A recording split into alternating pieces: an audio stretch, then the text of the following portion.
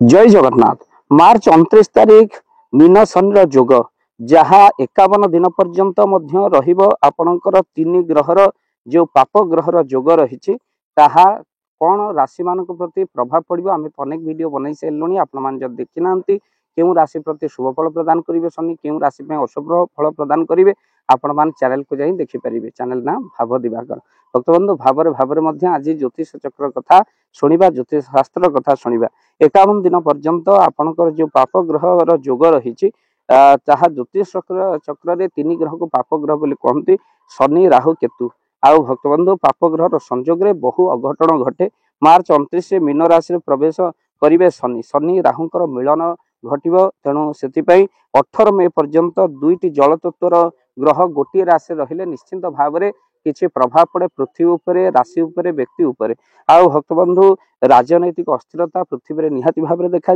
आ बहु विद्रोह हम देश देश भितर भयंकर गोल हो अमेरिका पाकिस्तान अफगानिस्तान यही सब देश भितर आपणकर रही जो साउथ अरब रही आ भितर झड़ सृष्टि हेब राजनैतिक अस्थिरता परस्पर भितर दंगा सृष्टि हम यही देश गुड़िक हम तापर परिवर्तन कौन हेब ना राजनीतिक परिवर्तन हम चौकीर परिवर्तन हम ता सहित आपणकर निश्चिंत भाव में कौन सत्तार लोक मैंने विभिन्न राष्ट्रपति हो विभिन्न देश प्रधानमंत्री परिवर्तन हो ता सहित आपंकर दुईटी राशि सावधान भाव में रहीबार आवश्यकता अच्छी। गोटे राशि हूँ सिंह राशि तापर मीन राशि व्यक्ति मैंने देखी चाहिए बाट चलबार आवश्यकता अच्छी। ता सहित आपण मैंने जदि भल कि चाहते जेहेतु ये पाप ग्रह जोग शनि सहित राहु जोग रही तो आपण मैंने निश्चिंत प्रत्येक दिन हनुमान जी को पूजा निहाती भाव में करंतु हनुमान चालीसा पाठ करंतु आगु आसुव भयंकर दुर्घटना जानवाहन दुर्घटना एड़ाइबा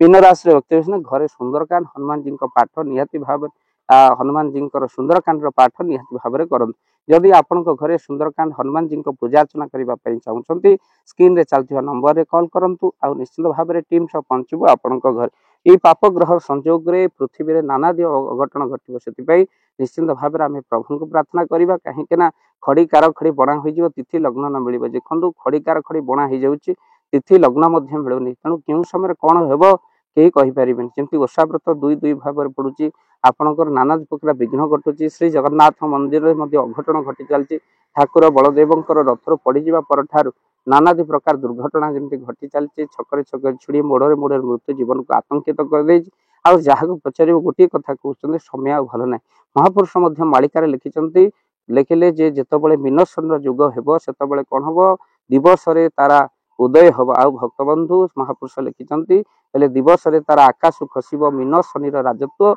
बाड़ी बेमारी अनेक मरवे कहे दिन अच्युत भक्तबंधु दिवस तारा आकाश खसब बाड़ी बेमारी अनेक लोक मरुवे तेणु भक्तबंधु भूमिकंप सहित असंभव संभव जहाँ आखि देखी ना देख राजनीतिक हस्तरा भितर बहु लोकंर मुंड गड़ राजनीति केन्द्र कर रक्तपात हम ये सब घटना मीन शनि जोग पर घटना घटव तेणु अदिनिया वर्षा हे चाष उजुड़ महापुरुष एसबू कथा लिखिं विदेश सुनामी भूमिकंप हो आउ ये सब कथा हम तेणु किंतु आम भगवान को प्रार्थना करवा कहीं सृष्टि जार दृष्टि तार निश्चिंत भाव में आम जीवहिंसा को छाड़ी मदमांस को छाड़ी भगवत नाम जप करंतु आउ बेसी बेल नहीं लो बौल निकटे होइब देखा पंच सखा मैंने कही जाइछन्ति पुराण अच्छी लेखा निश्चिंत भाव में महाप्रभु चाहिए विश्वर दुख को दूर करेंगे कहीं घंटा सजाला वाला बजार अनेक मेकानिक मिल जाती किंतु समय को सजाला वाला जड़े बड़ देवल बस जगन्नाथ प्रार्थना करवा विश्वर मंगल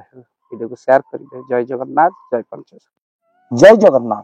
धन अर्जने धर्म करी धर्मे प्राप्त नरहरि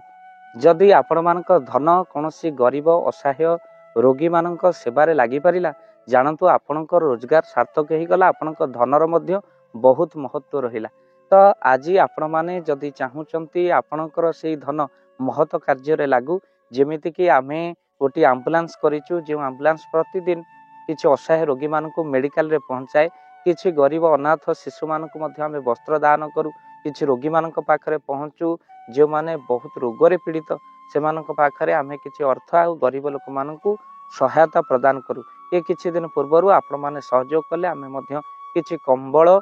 असहाय मानक पाखरे जाई पहुंची बांटी थिलु आपण को कृतज्ञता ज्ञापन करने सहित जदि आपण चाहूचंती आपण को धन आम द्वारा